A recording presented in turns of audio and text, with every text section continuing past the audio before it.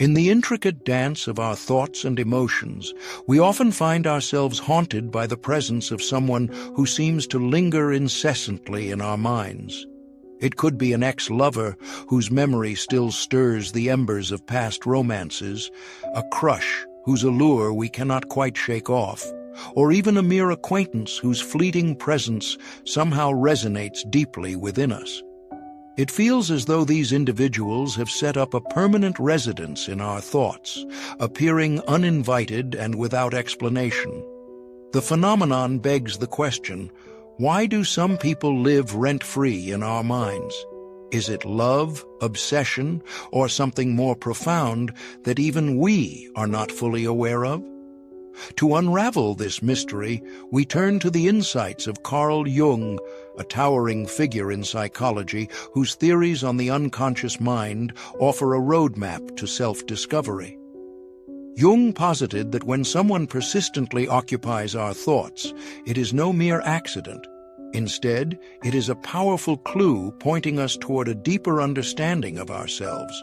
But what could this mean? And how can we use this knowledge to gain insight into our own psyche? Picture the human mind as an iceberg. The visible tip represents our conscious awareness, our thoughts, emotions, and memories that we are actively aware of. Below the surface, however, lies the vast expanse of the unconscious, a hidden realm where our repressed desires, unresolved emotions, and latent fears reside. Jung believed that the unconscious mind is where most of the action takes place, influencing our behaviors and thoughts in ways we might not readily perceive. When someone keeps resurfacing in your thoughts, it is often because they have triggered something buried deep in this unconscious realm.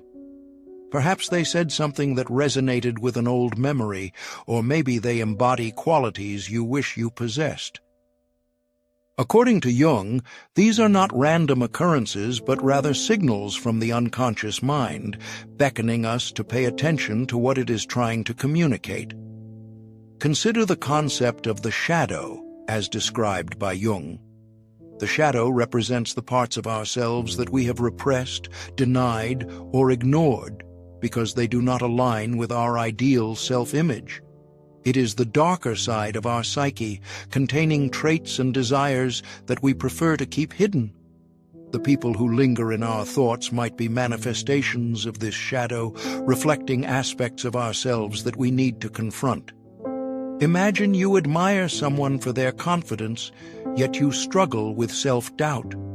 Or perhaps you are drawn to their creativity because you have neglected your own creative pursuits.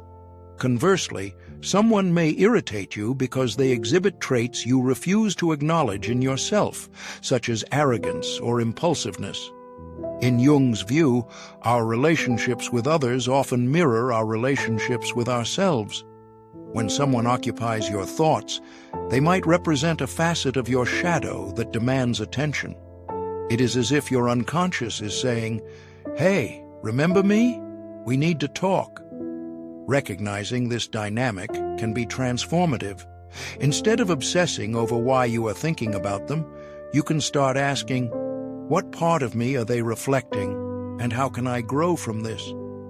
The shadow is not something to fear, but rather something to explore. As Jung wisely noted, one does not become enlightened by imagining figures of light, but by making the darkness conscious. Now, let us delve into two of Jung's most intriguing concepts, the anima and animus. These archetypes represent the feminine and masculine aspects of our psyche, respectively, and play a significant role in shaping how we relate to others. The anima is the inner feminine in men, while the animus is the inner masculine in women. However, these are symbolic representations that transcend gender, existing within everyone regardless of identity. So, what does this have to do with someone living in your head rent-free? According to Jung, when you are fixated on someone, it might be because they resonate with your anima or animus. They may align with your subconscious ideal of a partner or bring out qualities in you that you are not fully aware of. For example, you might be drawn to their emotional depth because it mirrors something you are craving in your own life. But here is the catch. It is not always about attraction. The anima and animus can also create illusions, causing you to project an idealized image onto someone, seeing them not as they are, but as your unconscious desires them to be. This can lead to complex and confusing feelings. Understanding this dynamic can be a game changer. It shifts the focus from, "Why am I obsessed with them?" to, "What part of me are they awakening?" It is a reminder that the people who occupy our thoughts often reflect the most intimate parts of ourselves. Jung's concept of projection further illuminates the phenomenon of thoughts persistently occupied by another person. He believed that much of what we feel about others is less about them and more about us.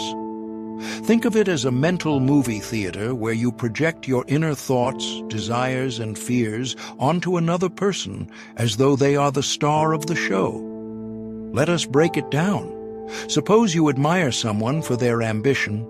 In reality, this might be a quality you wish to cultivate in yourself, or perhaps it is a trait you possess but have not fully acknowledged.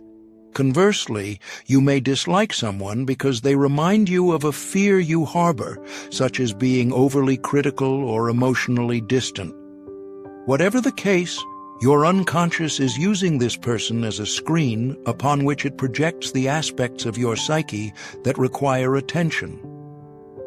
The challenge lies in the fact that projection feels so real, making it easy to mistake these feelings for factual assessments.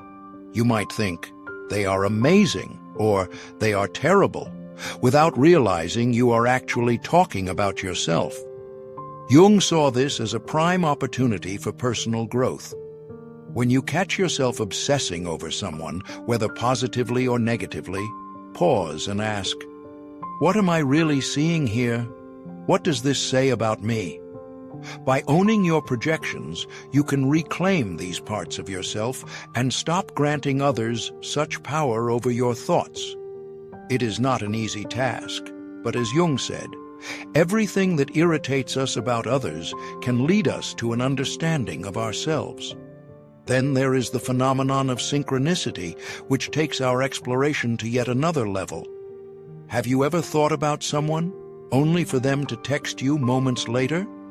Or perhaps you have been ruminating about them for weeks, and then you unexpectedly bump into them? It feels as though the universe is winking at you or playing tricks. Jung called this phenomenon synchronicity, or meaningful coincidences, and he believed it was no accident. Jung defined synchronicity as events that are connected not by cause and effect, but by meaning. In other words, when your thoughts and external events align in a way that feels significant, it is a sign that something deeper is at work. Perhaps your unconscious is so focused on this person that it is influencing your perception of reality. Or maybe there is a larger, unseen force at play, linking your inner world with the outer one. But here is the kicker. Synchronicity is not just about random chances. Jung believed it is a call to action, a moment to reflect on why this person is appearing in your life and what you are supposed to learn from it. Are they triggering an unresolved emotion, representing a path you are hesitant to take? Or perhaps they are here to remind you of your own power to create meaning. The next time something synchronous occurs, do not simply dismiss it as coincidence. Take it as a nudge from the universe or your unconscious to dig deeper. After all, Jung said, synchronicity is an ever-present reality for those who have eyes to see. So, with all these theories in mind, what can you actually do about someone who will not leave your thoughts? Jung's ideas are not just fascinating, they are practical tools for self-awareness and growth. Here is a process to decode what your mind is really trying to tell you. First, reflect on your emotions. Ask yourself, what feelings arise when I think about this person? Are you inspired by their confidence? Frustrated by their aloofness? Drawn to their sense of adventure? Identifying your emotions is the first step in understanding what this person represents for you. Next, analyze these emotions. Delve deeper into what they signify. For instance, if you admire their creativity, it might be because you are yearning for more of that in your own life. Alternatively, if their rejection stings, it could be highlighting an old wound around self-worth. Consider journaling or meditating on these questions to reach the heart of the matter. Finally, act on your insights. Use what you have learned to foster growth within yourself. It might be time to build your confidence, embrace your creative side, or heal old emotional scars. Remember, this is not about altering the other person. It is about transforming yourself. By decoding your thoughts, you can turn an obsessive mental loop into a roadmap for personal growth. As Jung wisely asserted, until you make the unconscious conscious, it will direct your life and you will call it fate. So, do not let your thoughts control you. Take the reins and uncover what your mind is truly trying to convey. Our minds are akin to treasure maps, with each thought and emotion leading us closer to understanding who we truly are. When someone continues to live rent-free in your head, do not ignore it. See it as an invitation to explore the depths of your unconscious and unlock parts of yourself you did not even know existed. Because, in the end, it is not just about them, it is about you. The people who linger in our thoughts often hold the keys to our own growth. So take a deep breath, dive in, and discover what your mind has been striving to tell you all along.